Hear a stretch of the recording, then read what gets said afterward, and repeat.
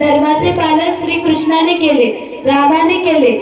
सर्व देवांनी धर्म चुकले नाही, तर तुमची आमची गोष्ट म्हटली. आपल्यालाही धर्माचे पालन केले पाहिजे. श्रीकृष्णाने धर्मासाठी अर्जुनेला कुरुक्षेत्रावर गीता सांगितली. म्हणजे बघा, धर्म म्हणजे काय? ज्यामुळे प्रजेचे धारण होते, ज्या आधाराने प्रजा राहते, असे धारण संयुग त्यास धर्म म्हणतात.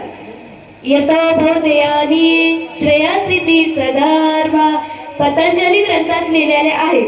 अर्थ, ज्यामुळे अभ्युदय होतं, त्यामुळे कल्याण होतं, त्यास धर्म म्हणतात. धर्म विश्वस्य जगता प्रतिष्ठा येतो धर्म ततो जय, उपनिषद ग्रंथात लिहिलेले आहे.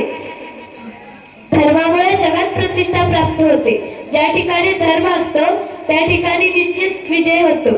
धर्मयो हतो हंती धर्म रक्षति रक्षित, तस्मा धर्मो न हंतव्यो मान धर्मो हंतळवदित, सुभाषित कारित ग्रंथात लिहिलेले आहे. अर्थ, धर्माची हत्या करण्याचे धर्म हत्या करतो आणि धर्माचे रक्षण करण्याचे धर्म रक्षण करतो.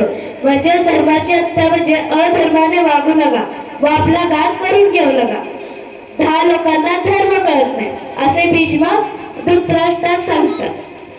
पहिले बाजलेले, दुसरे वेडे, तिसरे व्यसनान अधीन असणारे, चौथे तहानलेले, पाचवे क्रोधी, 6वे अहंकारी, 7वे घाईत असणारे, 8वे लोभी, 9वे भुकलेले व 10 कमी या 10 जणांना धर्म कळत नाही अथवा यांच्याकडून धर्माचे पालन होत नाही.